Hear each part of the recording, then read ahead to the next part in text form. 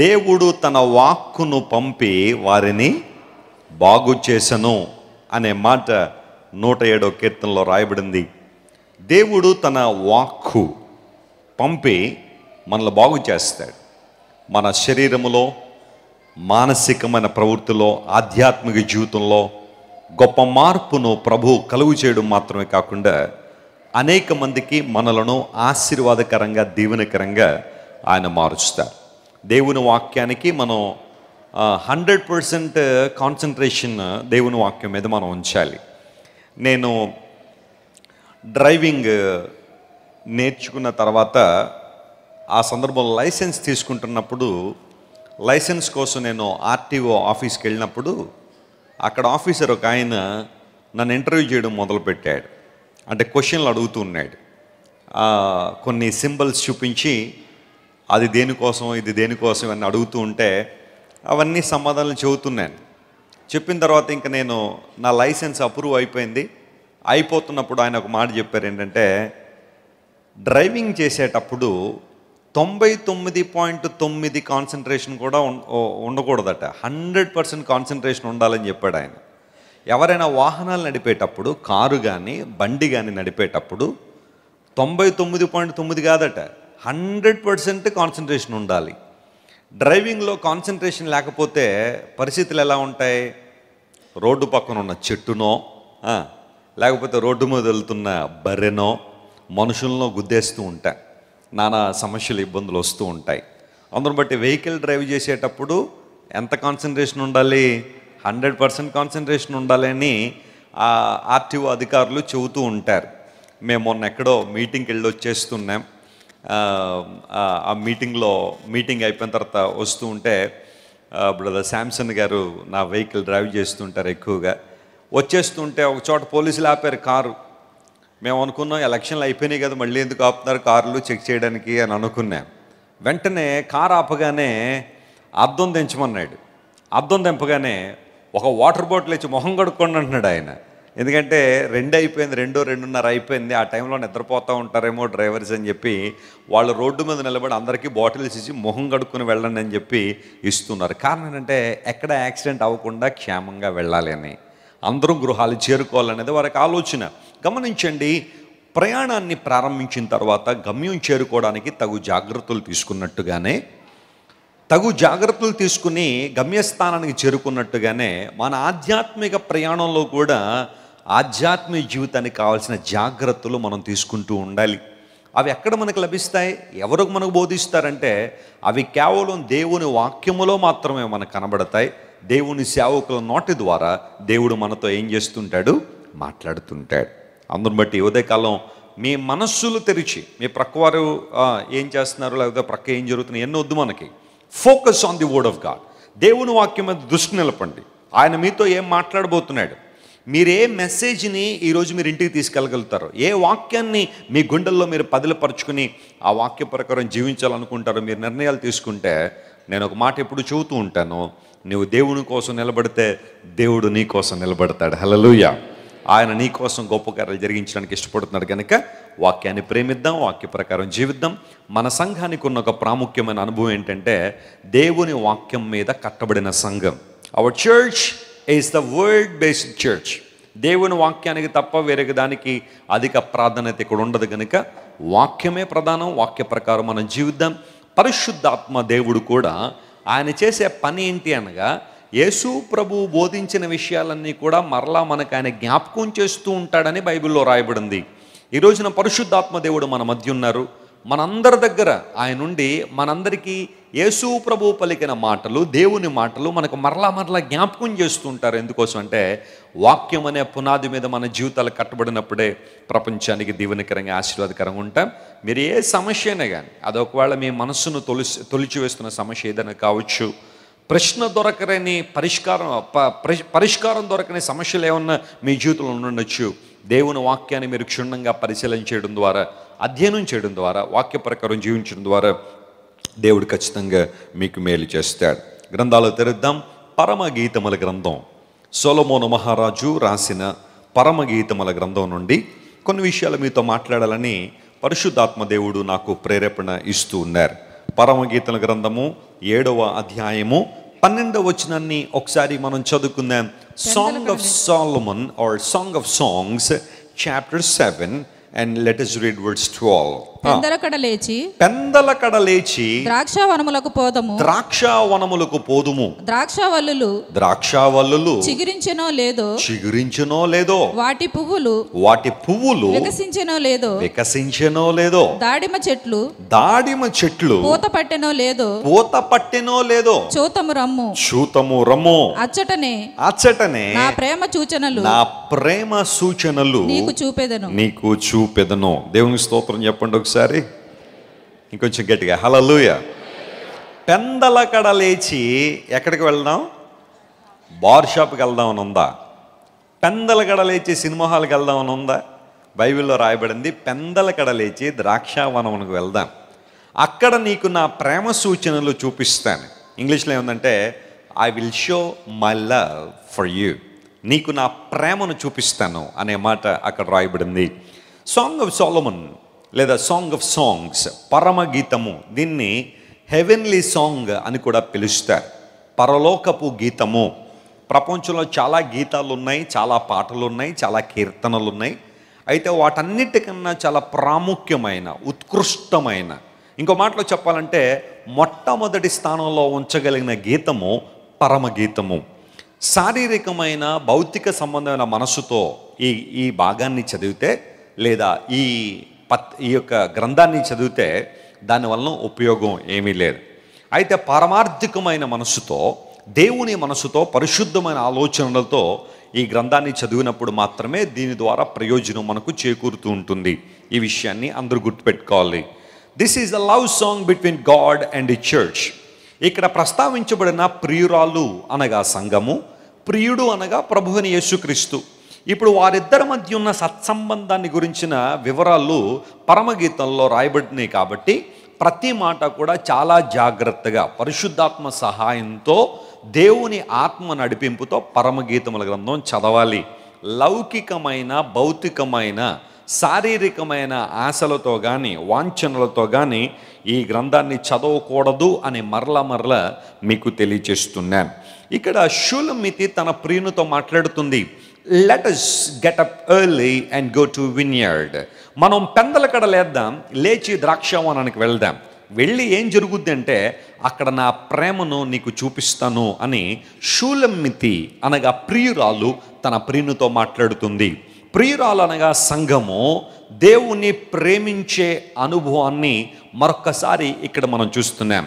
ఓ నా ప్రియుడా, నా ప్రాణప్రియుడా, నేను పెందలకడ లేచి ద్రాక్షావనానికి వస్తాను, అక్కడ నిన్ను ప్రేమిస్తాను అనే మాట. క్షుణ్ణంగా చెప్పుకోవాలంటే లేదా జాగ్రత్తగా మనకు అర్థమయ్యే భాషలో ఆ రెండు మాటలు, మొదటి లైన్ చివరి లైన్ తీసుకుంటే, నేను పెందలకడ ద్రాక్షావనానికి వచ్చి నిన్ను ప్రేమిస్తాను అని ఆ షూలమితి ఒక మంచి మాట సెలవిస్తూ ఉంది. రక్షించబడిన మనందరం, దేవుని చేత పిలువబడిన వారం, యేసు ప్రభు రక్తము చేత కడగబడిన వారం, సంఘముగా రూపించబడిన మనందరి మీద ఒక బాధ్యత ఉంది. అదేంటో తెలుసా? మనందరం దేవుణ్ణి ప్రేమించాలి. చెప్పండి, అందరూ ఎవరిని ప్రేమించాలి? దేవుని ప్రేమించాలి. లోకమునైనను లోకములో ఉన్న వాటినైనను ప్రేమించకండి, అలా ప్రేమిస్తే తండ్రి ప్రేమ వానిలో ఉండదు అన్నాడు యోహాను భక్తుడు.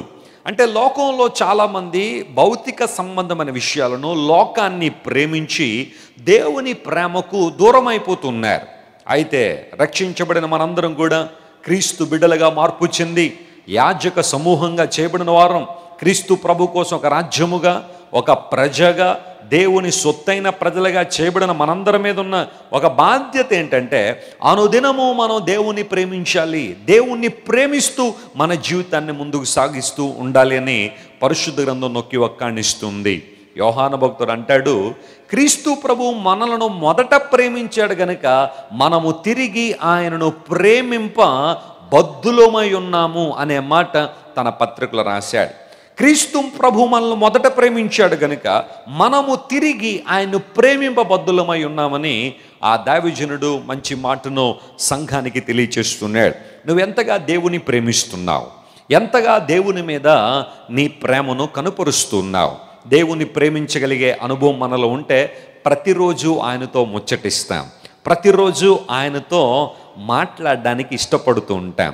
ప్రతిరోజు ఆయనతో సంభాషిస్తూ ఉంటాం. ఆయన మాటలు వినాలని కోరుకుంటూ ఉంటాం. ఆయన్ను మహింపరచాలని కోరుకుంటాం. ఆయన్ను ఘనపరచాలని ఇష్టపడుతూ ఉంటాం. అదే దేవుని మీద ప్రేమ లేదనుకోండి, ప్రతి కార్యము ఏదో ఆచారంగా చెయ్యాలి కదా అని చేయడం, విసుగుదలతో చేయడం, దుఃఖపడుతూ చేయడం, కలవరంతో నింపబడి చేయడం జరుగుతుంటుంది తప్ప ప్రేమతో చేసే కార్యాలు వేరుగా ఉంటాయి. ఒక మాట మీరు గమనించండి, మనకు ఎవరి మీదన్నా ప్రేమ ఉందనుకోండి, వాళ్ళ కోసం ఏదన్నా చేయడానికి ఏం చేస్తాం? సిద్ధపడుతూ ఉంటాం. ఒకవేళ తల్లిదండ్రులు అంటే ప్రేమ ఉంటే వాళ్ళ కోసం ఏది చేయడానికైనా ఇష్టపడతారు. భార్య అంటే ప్రేమ ఉందనుకోండి, భార్య గురించి ఏది చేయడానికైనా ఇష్టపడతారు. భర్త అంటే ప్రేమ ఉంటే భర్త కోసం ఏదో ఒకటి చేయడానికి ఇష్టపడుతూ ఉంటారు. పిల్లలంటే ప్రేమ ఉంటే తల్లిదండ్రులు వారి ప్రేమను వ్యక్తీకరిస్తూ ఉంటారు. ప్రేమకు ఎప్పుడు కూడా వ్యక్తీకరణ కావాలి. ఎక్స్ప్రెషన్ అనేది చాలా ప్రాముఖ్యమైనదే. అలాంటి సందర్భంలో జాగ్రత్తగా గమనించి, నువ్వు దేవుణ్ణి ప్రేమిస్తున్నట్లయితే దేవుణ్ణి ప్రేమించానడానికి నీ దగ్గర సాక్ష్యాలు ఏమున్నాయి, రుజువులు ఏమున్నాయి ఆలోచన చేయాలి. అందును బట్టి అంటుంది, అయ్యా మనం పెందలకడ లేచి let us get up early in the morning and let us go to vineyard, ద్రాక్షవనానికి వెళ్దాం, అక్కడ నేను నిన్ను ప్రేమిస్తాను, నా ప్రేమ సూచనలు నీకు చూపిస్తానని ఆ షూలమితి మాట్లాడుతుంది. ఈరోజున ఈ వాక్య భాగం నేను చదవగానే పరిశుద్ధాత్మ దేవుడు కొన్ని విషయాలు నాతో మాట్లాడడం ప్రారంభించారు. ఆయన దేవుడు మాట్లాడే మాటలు లేదా ఆయన నాకు ఇచ్చే తలంపులు, ఆయన అనుగ్రహించే మాటలన్నీ కూడా నేను ఒక చోట రాసుకుంటూ ఉంటాను. వాటిని ఆలోచన చేస్తున్నప్పుడు, అవకాశం వచ్చినప్పుడు వాటిని అనేక మంది చెబుతూ ఉంటాను. పెందలకడ లేచి కొంతమంది వ్యక్తులు కొన్ని కార్యాలు చేసినట్టుగా బైబిల్లో ఉన్నాయి. వారు ఏ విధంగా తన ప్రేమను దేవుని పట్ల వెల్లడి చేశారు. షూలమితి అంటుంది కదా, పెందలకడ లేచి నా ప్రేమను చూపిస్తానంది కదా. అలాగే బైబిల్లో మరి కొంతమంది పెందలకడ లేచి వారికి దేవుని మీద ఉన్న ప్రేమను వ్యక్తం చేశారు. ఆ విషయాలు మీతో మాట్లాడతాను. పెందలకడ లేవడం అంటే ఉదయం 4 గంటలు లేచిపోవడం, 5 గంటలు లేవడం అనే ఉద్దేశం మాత్రమే కాదు. జాగ్రత్తగా గమనించండి. పెందలకడ అనగా ఆ రోజులో చేసే మొట్టమొదటి కార్యము, ఫస్ట్ ప్రయారిటీ, ఫస్ట్ ప్రిఫరెన్స్, ఏదైతే మనం చేయబోతున్నామో ఆ కార్యాన్ని సూచిస్తూ ఉంది. పెందలకడ లేచి చేసే కార్యం చూడండి. ఉదయాన్నే లేచిన తర్వాత మనకు ఆ రోజు చేయాల్సిన పనులు చాలా ఉంటాయి. అయితే అందులో ఏది ప్రాముఖ్యమైనదో, ఏది మొదట చేయాలో ఎన్నుకొని ఆ పని మనం చేస్తూ ఉంటాం. స్త్రీలకి బాగా ప్రాముఖ్యమైన పని అంటూ ఏదైనా ఉంది అంటే ఉదయం లేచిన తర్వాత ఏముంటుంది చెప్పండి? చీపురు పట్టుకుని మొత్తం తుడిచేస్తూ ఉంటారు. అది వాళ్ళకి చాలా ఇంపార్టెంట్ వర్క్లా పరిగణిస్తూ ఉంటుంది. బ్రదర్స్ అయితే ఈనాడు పేపరో, వార్తా పేపరో లేకపోతే సాక్షి పేపరో ముందేసుకుని మొత్తం ఆ చివరి నుండి ఈ చివరి దాకా చదువుతారు. కొంతమందికి అది పెందలకడ లేవగానే చేసే కార్యం ఒకటి. కొంతమంది పెందలకడనే లేచి బ్రాందీ షాప్ ఎక్కడుందా అని చూస్తూ ఉంటారు. వెళ్ళి ఆ బ్రాందీ కొట్టు దగ్గర ఏదోడు కొనుక్కొని తాగేసి రోడ్ల మీద పడిపోతుంటారు. అది కొంతమందికి ఇష్టం. కొంతమంది పెందలకడ లేచి, మొన్న ఈ మధ్యన చెప్తా ఉంటే ఒక మూవీ డైరెక్టర్, కొంచెం ఆయన వివాదాస్పదమైన డైరెక్టర్ అనమాట, అతను దర్శకుడు. ఆయన లేచి పబ్లిక్ డొమైన్లో ఆయన ఒక మాట చెబుతున్నాడు. అదేంటో తెలుసా? నేను ఉదయాన్నే లేవగానే నా కంప్యూటర్ ఆన్ చేసి అశ్లీలమైన దృశ్యాలు చూస్తాను, వ్యర్థమైన దృశ్యాలు చూస్తానని సిగ్గు లేకుండా పబ్లిక్ డొమైన్లో అందరూ చూస్తుండగా చెబుతున్న మాటలు. సిగ్గు కానీ భయం కానీ అలాంటి ఏమీ లే. ఇతరులు ఏమి నేర్చుకుంటారన్న నా గురించి అది అలా ఆలోచన ఏమి లే. నేను ఉదయాన్నే లేచి కంప్యూటర్ ఆన్ చేసి ఒక పోర్నోగ్రఫీ మూవీ చూస్తాను అన్నాడు. ఇలాంటి చండాలమైన పనులు, వ్యర్థమైన పనులు చేసేవాళ్ళు చాలామంది ఉంటారు. కాబట్టే షూలమితి అంటుంది, నేను పెందలకడ లేచి నా ప్రాణప్రియుని ప్రేమిస్తాను. గట్టిగా చప్పళ్ళు కొట్టి యేసుని మహిమపరచండి. I love my God, that's my priority, that's my preference, that's my desire. నా కోరిక, నా ఆశ, నా అభిలాష నా రక్షకుడైన ప్రాణప్రియుని ప్రేమించడమే కనుక పెందలకడ లేచేస్తానంటే ఫస్ట్ నా జీవితంలో లేదా ఆ రోజులో మొదటి కార్యం నా దేవునికి నేను ప్రాధాన్యత ఇస్తాను అని ఆమె చెబుతుంది. బైబిల్లో కొంతమందిని మీకు పరిచయం, చాలామంది ఉన్నారు అనుకోండి, వాళ్ళందరినీ పరిచయం చేయను. నా మెసేజ్లు ఎక్కువ 3 పాయింట్ల మీద ఆధారపడి ఉంటే ఎక్కువ విషయాలు చెప్పొచ్చు, కానీ 3 విషయాలు అయితే మీకు ముచ్చటగా గుర్తుంటాయని నేను ఏ టాపిక్ తీసుకున్నా 3 అంశాలు మీతో మాట్లాడుతూ ఉంటాను కదా. ఈ రోజున అవకాశాన్ని బట్టి ఒక 3 లేదా 4 వ్యక్తుల్ని, 4 పరిస్థితుల్ని మీ ముందు తీసుకొస్తాను. చాలా జాగ్రత్తగా గమనించండి. ఆది కాండము 22వ అధ్యాయం 3వ వచనం మనం చదివితే అక్కడ అబ్రహాము లేచి తాను చేస్తున్న ఒక కార్యాన్ని బైబిల్ ఈ విధంగా సెలవిస్తూ ఉంది. పెందలకడ లేచి నేను నా ప్రాణప్రియునికి ప్రేమ సూచనలు చూపిస్తానని షూలమితి చెప్పినట్లుగా ఇక్కడ అబ్రహాము తన ప్రేమను దేవుని పట్ల ఏ విధంగా వ్యక్తం చేశాడో బైబిల్లో రాయబడింది. ఆది కాండము 22వ అధ్యాయం 3వ వచనం. తెల్లవారినప్పుడు అబ్రహాము లేచి ఇంగ్లీష్లో ఏముందంటే Abraham rose early in the morning. ఉదయాన్నే లేచిపోయాడట అబ్రహాము. లేచి ఏం చేశాడట, తన గాడిదకు గంత కట్టి తన పనివారిలో ఇద్దరిని తన కుమారుడకు ఇస్సాకును వెంట పెట్టుకుని దహన బలి కొరకు కట్టెలు చీల్చి లేచి దేవుడు తనతో చెప్పిన మాట అండర్లైన్ చేసుకోండి, దేవుడు తనతో చెప్పిన చోటుకి వెళ్ళా. ఇప్పుడు ఆ మాటను కొంచెం చిన్న మాట చేస్తాను చూడండి. పెద్ద వచనం ఉంది కదా, దాన్ని చిన్నగా చేస్తే అబ్రహాము పెందలకడ లేచి దేవుడు తనతో చెప్పిన చోటికి వెళ్ళెను. ఇప్పుడు అర్థమైందా మీకు దానిలో ఉన్నమాట? అంటే అబ్రహాము జీవితంలో ప్రయారిటీ ఏంటంటే దేవుడు ఏది చెప్పాడో అది చేయడం, దేవుడు ఏం చేయమన్నాడో అది చేయడానికి అబ్రహాము త్వరపడుతున్నాడు. దానికోసం he rose early in the morning. ఇప్పుడు చెప్పిన పని ఏంటయ్యా అంటే, అబ్రహాము నా పేరు మీద ఒక చికెన్ బిర్యానీ వండుకుని తినే అన్నాడా దేవుడు? అలా అంటే పోనీ ఉదయాన్నే లేచాడు అనడానికి పోనీ అర్థం ఉంది. ఎందుకంటే చికెన్ తెచ్చుకోవాలి, బియ్యం నానబెట్టాలి, చక్కగా ఆ చికెన్ మ్యారినేట్ చేయాలి, ఆ తర్వాత బిర్యానీ చేసుకోవాలి, కూడా చాలా పనులు ఉదయాన్నే లేస్తాడు. లేకపోతే మరొకటి బాబు అబ్రహాము క్రిస్మస్ పేరు చెప్పుకుని శుభ్రంగా బూర్లు వండుకుని తిన్నాయని అన్నాడా దేవుడు? అలా అనుంటే పోను ఉదయాన్నే లేచి పప్పు నానబెట్టి ఇంకా చాలా పనులు చేయాలి కాబట్టి అవన్నీ చేసి ఉంటాడు అన్నిటికీ. కానీ అబ్రహాంకి ఇవ్వబడిన టాస్క్ ఏంటో తెలుసా?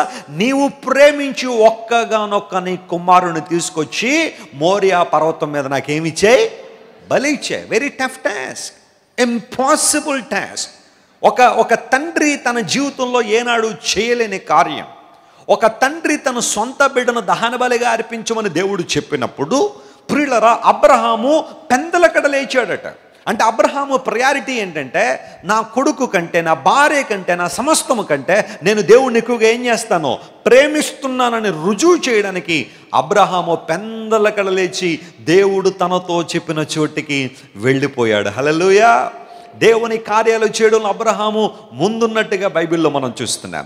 దేవునికి ఒక ప్రేమ సూచన చూపించడానికి, అయ్యా అబ్రహాము దేవుని ప్రేమిస్తున్నాడని చెప్పడం కాదు, ఆ ప్రేమను రుజువు చేయడానికి త్వరపడుతున్నానని లేచాడు, కట్టెలు చీల్చాడు, ఇస్సాకుని పిలిచాడు, బాబు దా మనం మోరియా పర్వతం మీదకి వెళ్ళి అక్కడ దేవునికి బలర్పించాలని అందరితో ప్రయాణం చేసి 3 రోజులు ప్రయాణం చేసుకుంటూ వచ్చి మోరియా పర్వత శ్రేణి దగ్గరికి వచ్చాడు. ఆ తర్వాత జరిగిన విషయాలని మనకు తెలుసు. నేను ఎవరిని ఎక్కువ వివరించాలన్న ఉద్దేశం కాదు. ఇస్సాకుని తీసుకొచ్చాడు, చేతులు కాళ్ళు కట్టేశాడు, బలిపీఠం మీద పరుండబెట్టాడు, కత్తి పైకెత్తాడు. ఇస్సాకును చంపిన తర్వాత అతను అగ్నితో కాల్చి ఆ బూడిదను పైకెత్తాలి, అది దహన బలి అంటే. ఆ కార్యం చేయడానికి సంసిద్ధుడిగా ఉన్నప్పుడు అబ్రహాముకు స్వరం వినబడుతుంది, Abraham don't put your hand on that lad. ఆ యవన బాలుని మీద నీ చేయి వేయొద్దు అని ఎప్పుడైతే మాట విన్నాడో, ఆ తర్వాత అబ్రహాము తన కొరకు సిద్ధపరచబడిన లేదా ఇస్సాకు బదులుగా సిద్ధపరచబడిన ఒక సబ్స్టిట్యూట్ ఏదైతే ఉందో, ఒక దేవుడు సిద్ధపరిచిన పొట్టేలు అబ్రహాము చూడడం ప్రారంభించాడు. నేను ఒక మాట చెబుతాను, ఆ పొట్టేలు అనేది అబ్రహాముకు బదులుగా, ఇస్సాకు బదులుగా దేవుని చేత నియమించబడిన పొట్టేలను ఆనాడు అబ్రహాము చూడగలిగాడు. నా ప్రియ తమ్ముడు, నా ప్రియ చెల్లి, దేవుని యొక్క ఆశీర్వాదం నువ్వు చూడాలి అంటే, దేవుడు నీ కొరకు సిద్ధపరిచిన ప్రణాళికలో నువ్వు పాలిభాగస్తుడిగా ఉండాలంటే, ఆయన నీ కొరకు దాచి ఉంచిన గొప్ప మేలు నువ్వు చూడాలి అంటే, నువ్వు దేవునికి ప్రాధాన్యత ఇవ్వడం చాలా ప్రాముఖ్యం. బంధువుల కంటే, లోకము కంటే, లోక సంబంధన కార్యాల కంటే, లోక సంబంధన పరిస్థితుల కంటే, దేవునికి నువ్వు చోటు ఇవ్వగలిగితే, ఆయన మాటకు నువ్వు విలువ ఇవ్వగలిగితే, ఆయన వెళ్ళమన్న చోట్లో నువ్వు కూర్చోగలిగితే, ఆయన చేయమన్న పని చేయడానికి నువ్వు నడుం బిగించగలిగితే, దేవుని లేఖనానుసారంగా చెబుతున్నాను, దేవుడు నీ కొరకు సిద్ధపరిచిన ఆ ప్రొవిజన్ ఏవైతే ఉందో అది నువ్వు చూడగలుగుతావని దేవుని సేవకుని ఉదయకాల సమయంలో మీతో మాట్లాడుతున్నాను. ఉందా అనుభవం నీలో ఉందా? దేవుని కోసం మన త్యాగం ఎలా ఉంది? ఆయన కోసం మనం చేసే త్యాగం ఎలా ఉంది? జాన్ ఎఫ్ కెనడీ అనబడే వ్యక్తి అమెరికా దేశ ప్రెసిడెంట్ అయినప్పుడు ఆ ప్రెసిడెన్షియల్ స్పీచ్లో ఎలా అంటాడు? Ask not what the country has done for me. Ask yourself what you can do for the country. నువ్వు దేశం కోసం ఏం చేస్తున్నావు అన్నది నువ్వు ప్రశ్నించుకో. దేశం నాకేం చేసింది అనే ప్రశ్న వేయొద్దు అన్నాడు అమెరికన్ ప్రెసిడెంట్. ఈరోజున అమెరికా ప్రపంచంలో ఉన్నతమైన దేశంగా ఉండడానికి కారణం ఏంటో తెలుసా? అందులో ఉన్న ప్రతి పౌరునికి ఆ దేశం మీద బాధ్యత, దేశం మీద ప్రేమ ఉంటుంది. కారణం జాన్ ఎఫ్ కెనడీ చెప్పిన ఒక మాట, దేశం కోసం ఏం చేశావు అని నువ్వు ప్రశ్నించుకో, దేశం నాకేం చేసిందనే ప్రశ్న నీకు అక్కర్లా.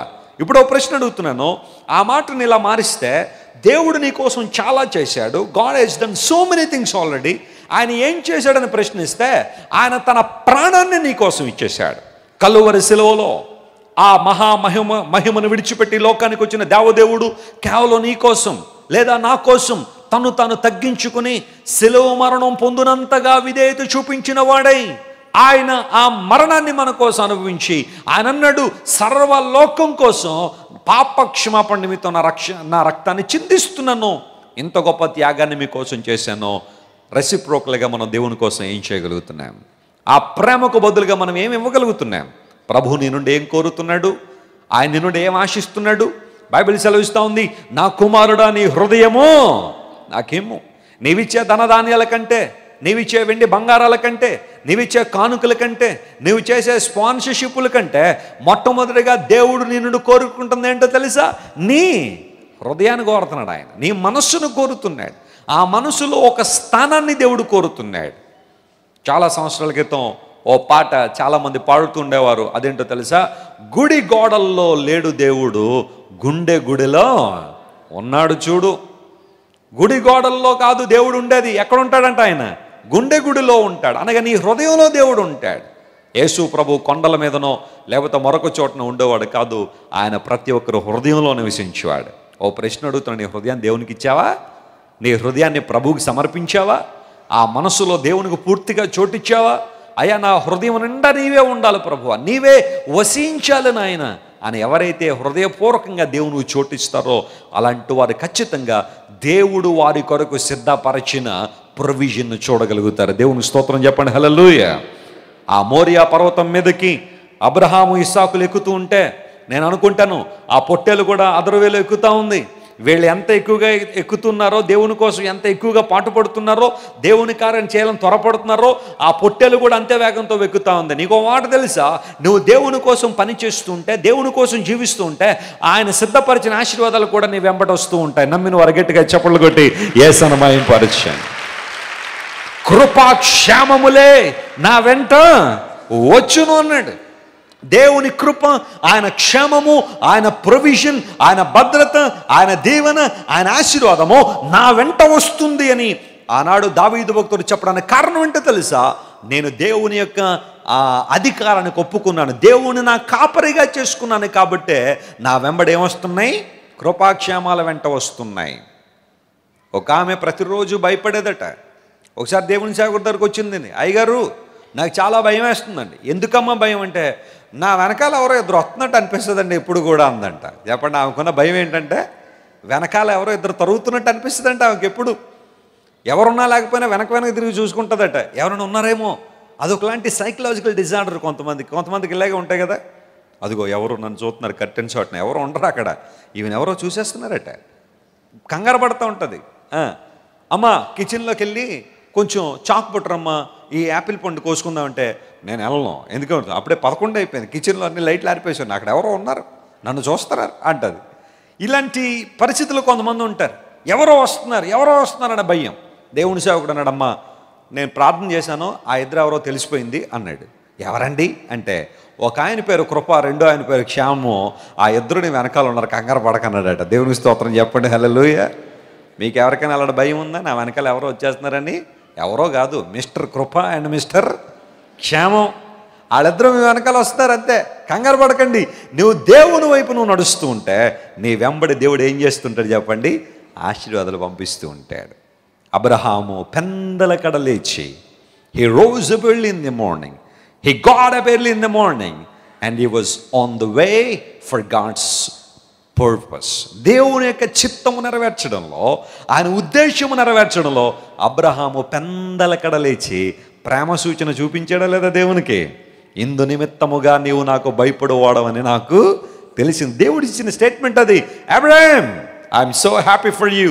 ఇందు మూలముగా, ఇందు నిమిత్తము నీవు నాకు భయపడువాడవని, నీవు నన్ను ప్రేమించువాడవని నాకు మాత్రమే కాదు సర్వ ప్రపంచానికి తెలిసింది. ప్రేమ సూచన చూపించాడు అబ్రహాము. దేవునికి లోబడ్డాడు. కష్టమైన, ఇబ్బంది అయినా, అతని జీవితంలో కొన్నిసార్లు ప్రతికూల పరిస్థితి అనిపించినప్పటికీ కూడా దేవుని మాటకు లోబడ్డాడు. కాబట్టే అబ్రహాము విశ్వాస వీరుడిగా పేరు తెచ్చుకున్నాడు. ప్రపంచం అంతా మన గురించి పొగడక్కర్లా, ప్రపంచం అంతా మన గురించి గొప్పగా చెప్పక్కర్లా. పోనీ మన ఫ్యామిలీ మెంబర్స్ అయినా మన గురించి ఏమన్నా మంచి మాటలు చెబుతున్నారా? మా డాడీ అండి విశ్వాస వీరుడండి, ఆయన నుండి మాకేమొచ్చింది, విశ్వాసం వచ్చిందని చెప్పగలుగుతారా మీ పిల్లలు?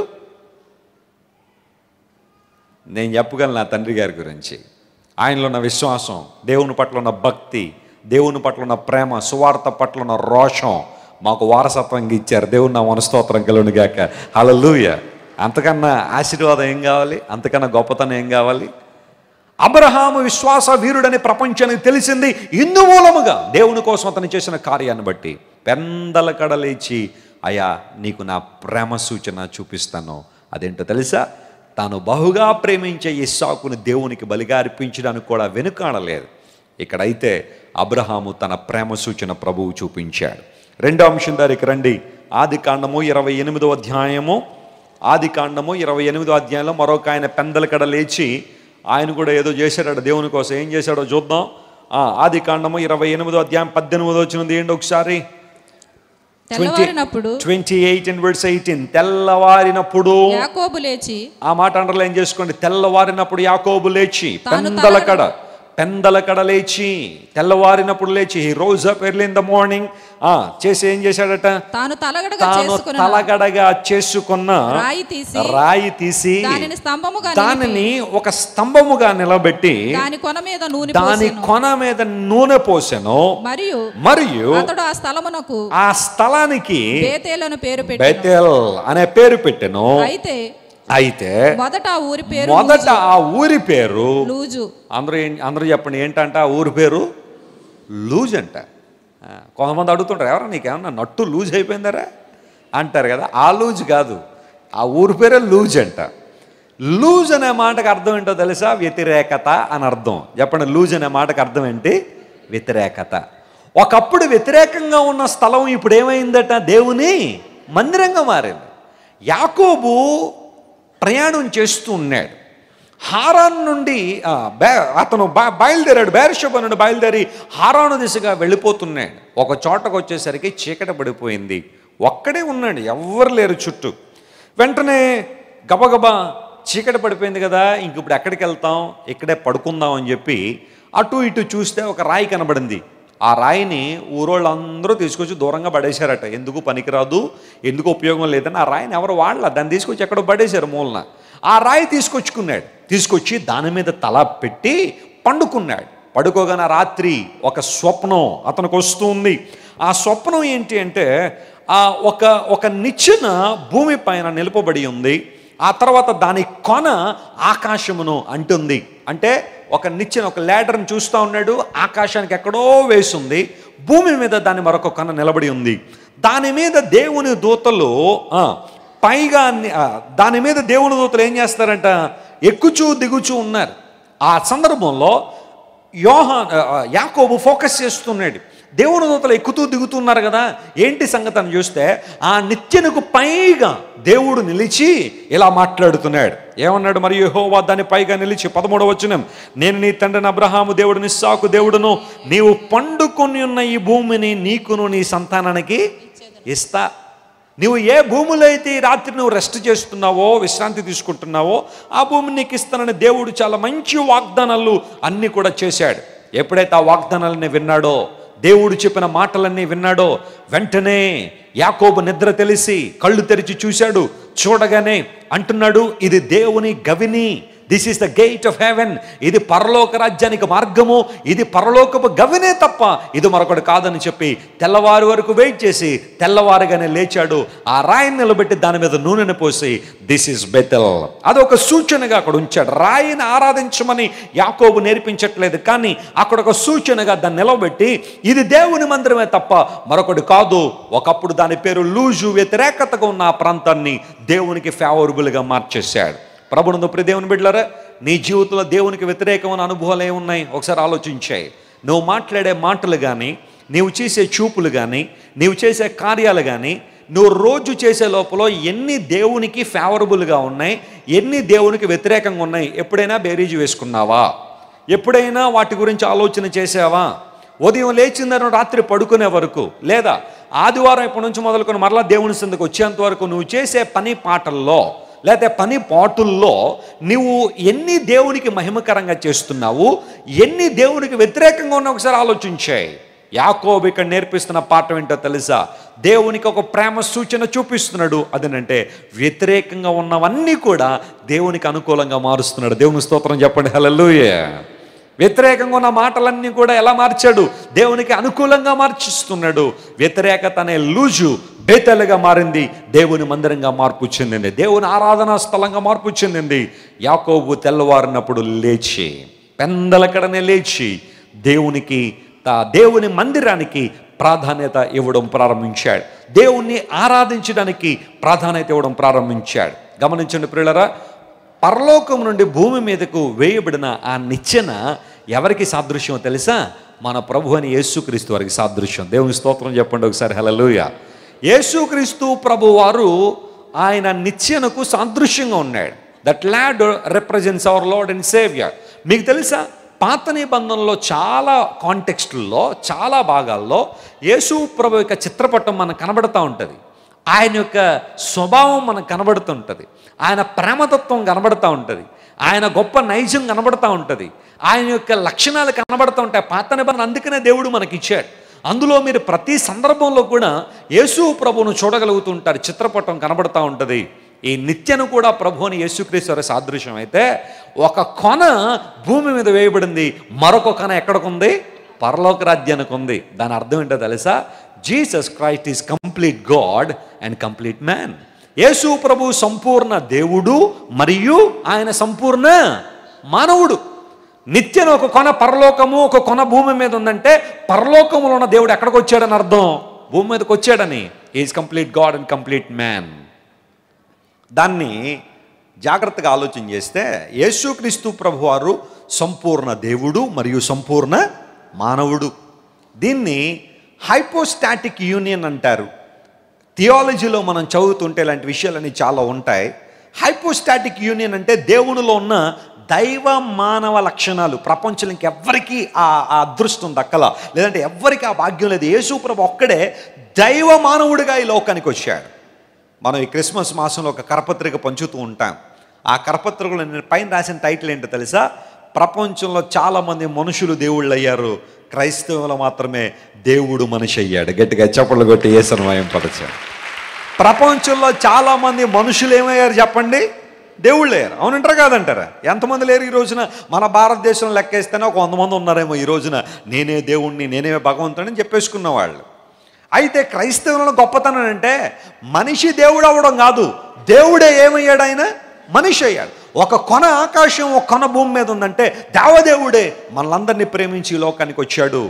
ఆయన యాకోబు లాంటి మనుష్యులను దర్శించడానికి, యాకోబు లాంటి కలవరంతో ఉన్న మనిషిని తాకడానికి, యాకోబు లాంటి మనుషులను ఉద్ధరించడానికి దేవుడు ఈ లోకానికి దిగొచ్చాడు.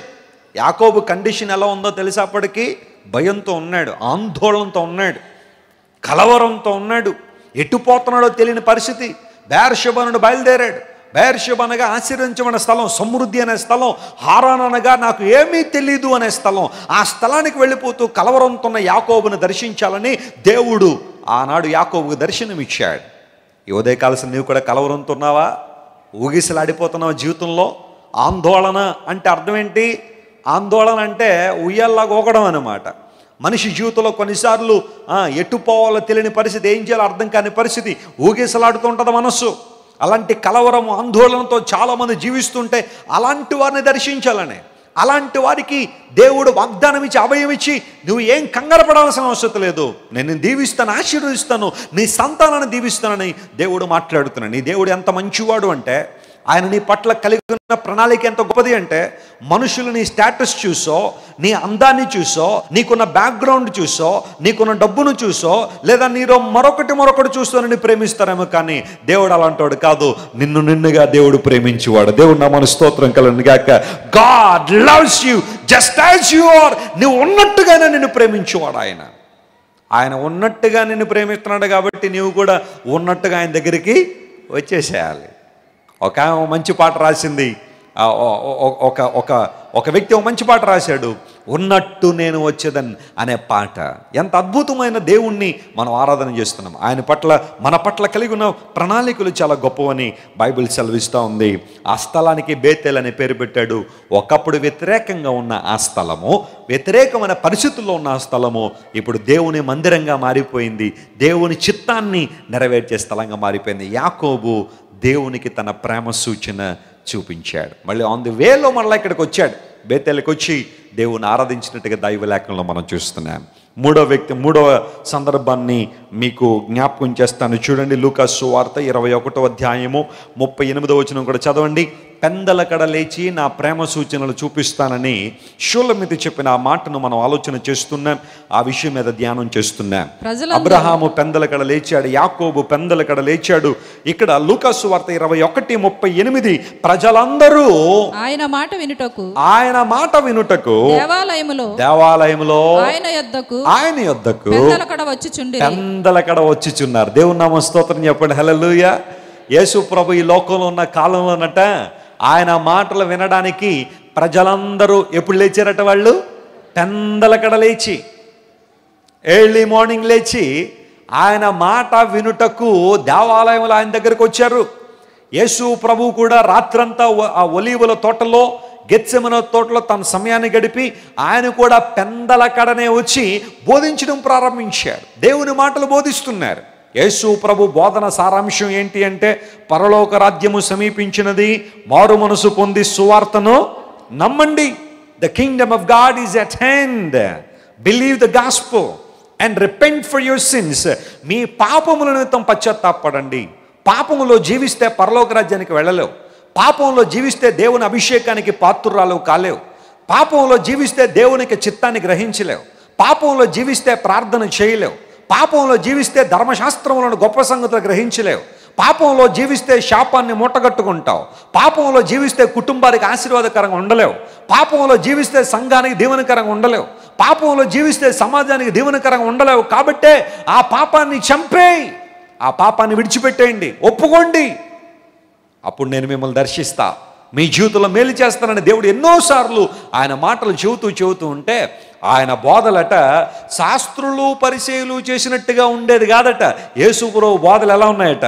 అధికారముతోనూ ఆశ్చర్యంతో కూడి ఉన్నది. కారణం ఏంటంటే ఆయన దేవదేవుడు కనుక ఆయన మాటలు ప్రజలందరికీ గొప్ప ఆనందాన్ని, సంతోషాన్ని, ధైర్యాన్ని, క్లారిటీని ఇస్తూ ఉన్నాయి. అవగాహన. ఒక సందేశం వింటున్నప్పుడు మన ఆత్మీయ జీవితాన్ని బట్టి ఒక అవగాహన కలిగి ఉండడం, మన స్థితిగతులను గుర్తించడం అనేది మనం నేర్చుకోగలిగితే ఎంత ఆశీర్వాదం. ప్రజలందరూ ఆసక్తిగా యేసు ప్రభు పాద సన్నిధికి ఏం చేశారట? వెళ్ళారు ప్రభుని ఆరాధించడానికి. ప్రియులారా, నేను మన ఆఫ్రికాలో దేవుని సువార్త ప్రకటించడానికి వెళ్తే ఆఫ్రికాలో ప్రజలు ఎంత తపన కలిగి ఉన్నారంటే దేవుని ఆరాధించడానికి. ఆఫ్రికాలో మూఢనమ్మకాలు ఎక్కువ, సూపర్ స్టిషన్స్ ఎక్కువ. అంటే అన్ని దేశాల్లో ఉన్నాయనుకోండి మూఢనమ్మకాలు, ఆ దేశం ఈ దేశం అని కాదు, చాలా దేశాల్లో మూఢనమ్మకాలు ఉంటాయి. ఆ మూఢనమ్మకాలు ఒక పాళ్ళు ఎక్కువ అనమాట ఆఫ్రికాలో ప్రాముఖ్యంగా జరిగేది ఏంటంటే యాన్సెస్టర్స్ని ఎక్కువగా ఆరాధన చేస్తుంటారు. యాన్సెస్టర్స్ వర్షిప్ ఎక్కువ జరుగుతూ ఉంటుంది.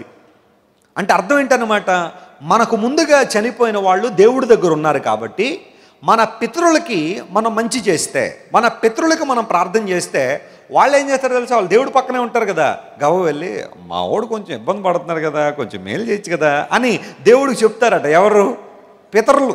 ఎందుకంటే వాళ్ళు అక్కడ ఉన్నారు కదా. అందును బట్టి ఈ పితరుల్ని మనం ఏం చేయాలన్నమాట? ఇంప్రెస్ చేయాలి. అందును బట్టి ఆ పూజలు ఎక్కువ జరుగుతూ ఉంటాయి. మాంసాన్ని పెట్టడం, ఆ పితరుల కోసం రక్తం ఒలికించడం, వాళ్ళకి ఏది ఇష్టం అది తీసుకురావడం ఇప్పటికీ చాలా చోట్ల జరుగుతూ ఉంటుంది కదా. ఎవరైనా చచ్చిపోతే కొన్ని సంప్రదాయాల ప్రకారం, నేను ఎవరిని విమర్శించను, సాంప్రదాయాలు విమర్శించిన ఉద్దేశం కాదు, చచ్చిపోయిన తర్వాత పంచభక్ష పరమన్నాలు అరిటాకుల్లో పెట్టి ఆ నదీ తీరం దగ్గర పెడతారు. ఎందుకోసం అంటే పితరులు ఏ రూపంలో వస్తారని, కాకుల రూపంలో వచ్చి అవి తినేసి వెళ్ళిపోతే మా నాన్న శుభ్రంగా కడుపు నిండా తినేసి మమ్మల్ని ఏం చేస్తాడు, ఆశీర్వదిస్తాడు. బతికున్నంత కాలానికి భోజనం పెట్టలా, బ్రతుకున్నంత కాలం కనీసం పంచభక్ష పరమన్నాలు కదా, అందులో ఒక్క భాగం పెట్టిన ఆయన ఇంకొంచెం కాలం బతుకుండేవాడు. పెట్ల చచ్చిపోయిన తర్వాత కాకులు వచ్చి ఏం చేయాలా, తినాలా. బతుకున్నప్పుడు కాకుల దగ్గర రానివారు, కానీ చచ్చిపోయిన తర్వాత కాకులు మాత్రం పేరెట్టి పిలుస్తూ ఉంటారు. అవి వచ్చి తింటేనే కానీ మా పితరులు సంతృప్తి పడరని. ఇలాంటి సూపర్స్టిషన్స్ ఎక్కువగా ప్రియులారా ఆఫ్రికాలో ఉంటూ ఉండేవి. అలాంటి సందర్భంలో ఇప్పుడు దేవుని ప్రజలందరూ అద్భుతమైన ప్రార్థనలు చేయడాన్ని బట్టి, దేవుని స్వార్థ ప్రయాణించడాన్ని బట్టి ఆ కాడి అపవాది యొక్క ఆ తంత్రం యేసు నామములో విరిగిపోతా ఉంది. దేవుని స్తోత్రం కలుగునుగాక. హల్లెలూయా. యేసుక్రీస్తు ప్రభు గొప్పతనాన్ని వారందరూ తెలుసుకుంటూ దేవుని ఆరాధన చేస్తుంటే ఎంత సంతోషం అనిపిస్తూ ఉందో. ఒక ఆదివారం ఇట్లనే నేను ఆఫ్రికాలో మొజాంబిక్లో ఉన్నప్పుడు 300 కిలోమీటర్లు ప్రయాణం చేసుకుని వెళ్ళాం వ్యాన్లో. నేను ఆఫ్రికాలో ఉన్నంతకాలం నాన్ ఏసీ కారులో తిరిగాను 6 రోజులు. ఏసీ లేదు ఆ కారుకి, ఎక్కేసి తిరిగేయడమే, అద్దాలు తెరిచేసుకోవడం, గాలి విపరీతంగా చెమటలు పెట్టేసే కారులోనే. సరే దేవుని కోసం పర్లే, నాన్ ఏసీ అని నడవమన్నా నడుతా, అందులో ఇబ్బంది ఏమి లే. అలా తిరుగుతుంటే 300 కిలోమీటర్లు ఎండలో ప్రయాణం చేసుకుంటూ వెళ్ళేసరికి అక్కడ ప్రజలందరూ కూడా ఒక చిన్న చర్చ్లో దేవుని ఆరాధన చేస్తున్నారు. నేను ఒక మాట చెబుతాను ప్రియులారా, వాళ్ళందరూ దేవుని ఆరాధన చేస్తూ ఉంటే, చప్పట్లు కొడుతూ ఉంటే, నాట్యం ఆడుతూ ఉంటే ఇంకా వీళ్ళకి ఇన్స్ట్రుమెంట్లు అక్కర్లేదు అనిపించింది. ఇంకా డ్రమ్ములు డప్పులు ఏం అక్కర్లే వాళ్ళకి. అందరూ చప్పట్లు కొడుతూ ఉంటే, సంతోషంగా దేవుని సొంత పాటలు పాడుతూ ఉంటే మొత్తం ఆ టాప్ ఎగిరిపోద్దేమో అనిపించింది నాకు. అంత గట్టిగా దేవుని ఆరాధన చేస్తున్నారు. వాక్యం చెబుతూ ఉంటే, అయ్యా ఇంకా చెప్పండి, ఇంకా చెప్పండి, మళ్ళీ మీరు ఎప్పుడుకి వస్తారో ఎక్కువసేపు చెప్పండి అయ్యా అని. వాక్యం అంతా చెప్పిన తర్వాత అందరూ ప్రార్థన చేయించుకుని వెళ్తాం. కొన్నిసార్లు దేవుని యొక్క కార్యాలు మన జీవితంలో స్పష్టంగా జరగడం చూస్తూ ఉంటే దేవుని కార్యాలు లోకు అయిపోతున్నాయో అనిపిస్తూ ఉంటుంది. వాక్యం విరివిగా దొరికేస్తుంటే కొంతమంది వాక్యం మీద విలువ దొరకట్ల, విలువ కనబట్టల చాలామందికి. అయితే ఆనాటి ప్రజల్ని వారిని చూస్తూ ఉంటే వాక్యం మీద ఎంత ఆసక్తి, వీళ్ళందరికీ ఎంత ఆసక్తి. ప్రియులారా ఆలోచించేయండి, దేవుణ్ణి ప్రేమించాలన్న తత్వం. ఆ మీటింగ్లో నేను వాక్యం చెప్తుంటే ఒక ఆయన ఇంత పెద్ద బస్తా మోసుకొస్తున్నాడు. ఆయన బస్తా తీసుకొస్తున్నాడు ఏంటి అనుకున్నాను. దాని నిండా పెద్ద పెద్ద రొట్టెలు ఉన్నాయి, తీసుకొచ్చి స్టేజ్ మీద పెట్టాడు. సాక్ష్యం చెబుతున్నాడు, అయ్యా ఈ రోజు నుండి నేను మా ఏరియాలో ఒక బేకరీ స్టార్ట్ చేస్తున్నానండి, ఒక రొట్టెల బిజినెస్ స్టార్ట్ చేస్తున్నానండి. ఆ రొట్టెల బిజినెస్లో నేను రేపు పొద్దు నుంచి అమ్మబోయే రొట్టెల్లో నేను కొన్న రొట్టెల్లో దశంభాగం దేవునికి ఇస్తానని రొట్టెల బ్యాగ్ పట్టుకొచ్చి అక్కడ పెట్టాడు. దేవుని స్తోత్రం చెప్పండి. హల్లెలూయా. అంటే రొట్టెలా, అది ఎంత ఖరీదా, అది 10 రూపాయల 100 రూపాయల 1000 రూపాయల అనే ప్రశ్న కాదది. అతని హృదయం దేవుని కోసం నేను చేసే దానిలో మొదటి భాగాన్ని దేవునికి ఇవ్వగలిగితే దేవుని ఆశీర్వదిస్తారు. ఇచ్చుటలో గల ధన్యతను వారు గుర్తించారు కాబట్టి ఆ రొట్టెలు పట్టుకొచ్చి దేవుని సన్నిధిలో పెట్టాడు. దేవునికి ఇవ్వాల్సిన పరిస్థితుల్లో మనం ఎంత నమ్మకంగా ఉండగలుగుతున్నాం. దేవునికి ఏదైనా ఇవ్వాలనుకుంటే ఎన్నిసార్లు వెనకకు లాగుతున్నాం, ఎన్ని ఆలోచనలు వచ్చేస్తున్నాయి మనలో. అయితే బైబిల్ సెలవిస్తూ ఉంది, నేను నీకు ప్రేమ సూచనలు చూపిస్తాను ప్రభువా. ఆనాడు ప్రియులారా ప్రజలందరూ కూడా పెందలకడ లేచి యేసు ప్రభు చెబుతున్న మాటలకు లోబడ్డానికి, ఆయన మాటలు వినడానికి పెందలకడ ప్రభు పాదాల దగ్గరికి వచ్చి దేవుని మాటలు విన్నారు. అద్భుతాలు వారి జీవితంలో పొందుకున్నారు. కొంతమంది దేవుని మాటలు తిరస్కరించారు, చాలామంది ప్రభు మాటలు విని వారందరూ కూడా రక్షణ పొందినట్లుగా దైవికమైన అనుభవాల్లో ముందుకు సాగిపోయినట్లుగా బైబిల్లో మనం చూస్తున్నాం. ఉదయాన్నే లేచిన తర్వాత మీరు చేయాల్సిన పని ఏంటో తెలుసా? చెప్పండి. ఉదయాన్నే లేచిన తర్వాత ఏం చేయాలి? ప్రార్థన చేయండి, వాక్యం చదువుకోండి. అంత మాత్రం కాకుండా మీ ఇంట్లో ఒకవేళ ఏదైనా సిడీ ప్లేయర్ ఉంటే లేదా మొబైల్ ఫోన్ ఉంటే ఒక దేవుడి పాట ఏదోడు పెట్టి ఆ పాట ప్లే చేయండి. ఇంట్లో దేవుని వాక్యం ఏమన్నా ఉంటే పెట్టుకోండి. ఆ వాక్యం పెట్టుకుని కాసేపు వినండి, ఆ మాటలు, దేవుని మాటలు వినండి. ఈరోజు మన సర్వీసులన్నీ కూడా, మన చర్చ్లో జరుగుతున్న ప్రతి కార్యక్రమం కూడా యూట్యూబ్లో పెడుతున్నాం. ఎప్పుడు కావాలంటే అప్పుడు వాక్యం వినడానికి అవకాశాలు ఉన్నాయి. చక్కగా వాక్యం ప్లే చేసుకోండి, దేవుని మాటలు వినండి. ఎంత ఎక్కువగా దేవుని మాటలు వింటూ ఉంటే ఆ మాటలు ఆ రోజంతా మిమ్మల్ని ఏం చేస్తూ ఉంటాయి? నడిపిస్తూ ఉంటాయి. ప్రియులారా ఆలోచించేయండి, పెందలకడ ప్రజలందరూ లేచి దేవుని వాక్యాన్ని వినడానికి వచ్చారు. అది కూడా ఒక ప్రేమ సూచనే. దేవుని పట్ల నీకు ప్రేమ ఉందని రుజువు చేసే ఒక కార్యం ఆయన మాటలు శ్రద్ధగా క్షుణ్ణంగా పరిశీలనగా వినడం అని దేవుని సేవకునిగా తెలియజేస్తున్నాను. ఇంకో మాట చెప్పి ముగిస్తాను. చివరి 4వ అంశము మార్కు సువార్త దగ్గరికి రండి. ఈసారి మార్కు సువార్త 16వ అధ్యాయం మనం చదివితే మార్కు అనే దైవజనుడు ఒక విషయాన్ని అక్కడ స్పష్టంగా రాశాడు. మార్కు సువార్త 16వ అధ్యాయము మొదటి 2 వచనాలు నేను చదువుతాను. బైబిల్ను వారు తెరిచి చూడాల్సింది మనం చేస్తున్నాం. విశ్రాంతి దినము గడిచిపోగానే మగ్దలేనే మరియయు, యాకోబు తల్లి అయిన మరియయు, సలోమే వచ్చి ఆయనకు పూయవలనని సుగంధ ద్రవ్యములు కొనిరి. సుగంధ ద్రవ్యాలు ఏం చేశారంట? వాళ్ళు కొన్నారు. ప్రభు కోసం తాము ఏం చేసుకున్నారు. వారు ఆదివారమున ఎప్పుడు లేచారట? స్త్రీలు ప్రాముఖ్యంగా ఎప్పుడు లేవాలి? 10 గంటల తర్వాత పెందల కడ లేచారట స్త్రీలు. పెందల కడ లేయడం ఒక మంచి అలవాటు స్త్రీలకి ప్రాముఖ్యంగా. ఒకవేళ మీరు నైట్ డ్యూటీలు చేసి వచ్చి, ఒకవేళ ఎక్కడైనా సాఫ్ట్వేర్లో పనిచేసి ఒకవేళ నైట్ డ్యూటీలకి వెళ్ళి తర్వాత పడుకుంటే తర్వాత విషయం, కానీ రాత్రి 9 గంటలుగా పడుకుని ఉదయం 9 గంటలు లేస్తానంటే అవదమ్మా. రాత్రి 9 గంటలు పడుకుంటే ఉదయం 8 గంటలు లేవాలి. 6 గంటలు లెక్క పెట్టుకోండి. పడుకునే ముందు 6 అవర్స్ కౌంట్ చేసుకోండి. మీరు ఎప్పుడు పడుకున్నా 6 గంటలు కౌంట్ చేసుకుని పడుకోండి. 10 గంటలు పడుకున్నారనుకో 4 గంటలకి, లేదా మహా ఉంటే పోనీ 5 గంటల కన్నా లేవండి, ప్రార్థన చేయండి. రేయి మొదటి జామున లేచి మీ పిల్లల కోసం ఏం చేయమన్నాడు? ప్రార్థన చేయమన్నాడు. నీ పిల్లల కోసం నువ్వు ప్రార్థన చేయకపోతే డొనాల్డ్ ట్రంప్ గారు ప్రార్థన చేస్తారా నీ కోసం? చెప్పండి. ఆయనకే బాధలు ఆయనకు ఉన్నాయి. ప్రపంచాన్ని నడిపించాల్సిన బాధ్యత ఆయన మీద ఉంది. నీ పిల్లల కోసం నువ్వు ప్రార్థన చేయకుండా ట్రంప్ గారు ప్రార్థన చేశారు అనుకోవద్దు ఎప్పుడు కూడా. నువ్వు ముందు చేయి.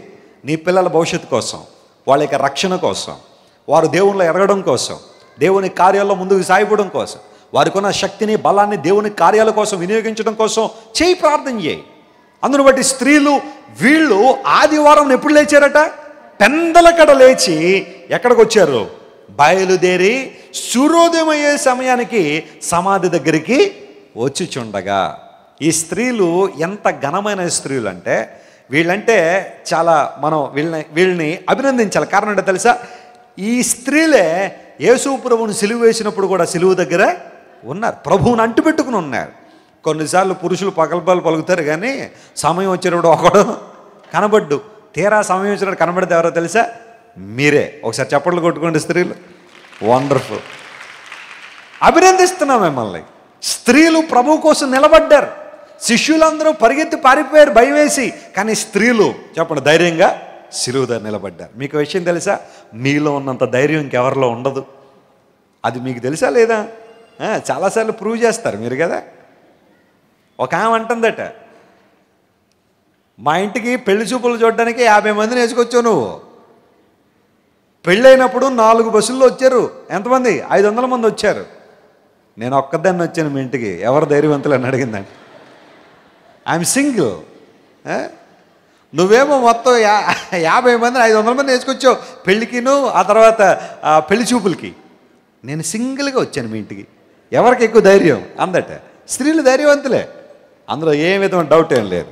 సరే, వీరు ఆదివారమున పెందల కడ లేచి యేసు ప్రభుకి సుగంధ ద్రవ్యాలు పుయ్యాలని వాటిని మార్కెట్లో కొని వాటిని సిద్ధపరిచి ప్రభు దగ్గర తీసుకొచ్చారు. ప్రభునందు ప్రియులారా, వీరికున్న ఒకే ఒక ఆశ ఏంటో తెలుసా? వీరికున్న ఒకే ఒక ఆశ ఏంటో తెలుసా? ప్రభువుని సుగంధ ద్రవ్యాలతో పుయ్యాలి. ఆనాడు మరియా ఆ పని చేసింది.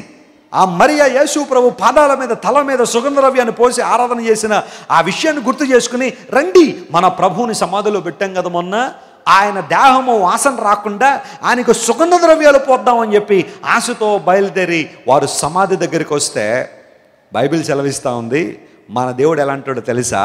అడుగు వాటన్నిటికంటనో, చెప్పండి, ఊహించు వాటన్నిటికంటనో అత్యధికంగా చేయగల శక్తి గల దేవునికి యుగముల పర్యంతం మహిమ కలుగునుగాక. హల్లెలూయా.